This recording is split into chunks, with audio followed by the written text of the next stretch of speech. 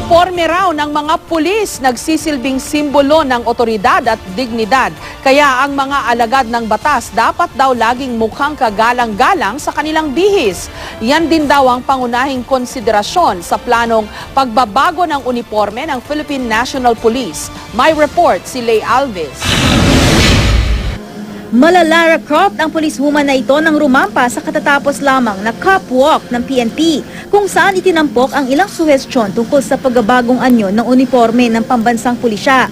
Pero ang costume na pinasikat ng aktres na si Angelina Jolie di daw kasama sa mga pagpipilian. Sa mga inirampang kasuotan, kabilang daw sa mga konsiderasyon sa pagpili ng bagong uniforme, dapat akma ang uri ng tela sa klima sa Pilipinas. Siyempre, dapat din ay yung makakagalaw ng komportable ang mga pulis, lalo na kung may operasyon. At higit sa lahat, kailangan na respetable ang itsura ng pulis sa uniforme. Ayon kay PNP Information Chief Senior Superintendent Ruben Theodore Sindak, nasa exploratory stage pa ang ideya ng pagbabago ng uniform ng Philippine National Police. May international standard na sinusunod ang mga police uniform sa buong mundo. May limitasyon halimbawa sa kulay at tabas. Ang PNP uniform ay nagbibigay dignidad din sa ating kapulisan. Kaya ang National Police Commission naglabas na ng memorandum circular tungkol sa pananamit ng mga police security detail ng mga VIP. Napansin kasi nilang di nakagalang-galang minsan ang bihis ng mga police escort.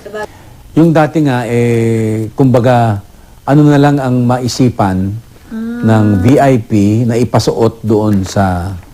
Hindi masyadong stricto before. Kapag official function ang lakad ng VIP, ang general office attire o GOA type B dapat ang suot ng police security personnel. Ang athletic multi-use uniform naman kapag sasamahan nilang VIP sa mga disaster relief at rescue operations. Kung personal naman ang lakad ng VIP, dapat daw ay nakabarong, bush jacket o suit ang police security detail.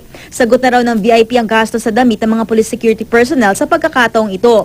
Hindi required ang police security personnel na mag-uniforme sa mga pagkakataon lamang na makakaakit ito ng panganib.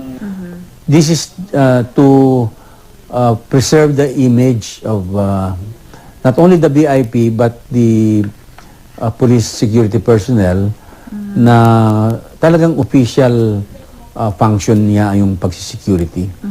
At ang mga tao ay nakikitang ang PNP ay talagang maayos ang itsura ng kanilang mga pulis. Pero higit sa pagbabagong bihis, mas mahalagang mapatunayan ni Mamang Pulis na siya ay karapat-dapat sa respeto at tiwala ng mga mamamayan. Lay Alves, GMA News.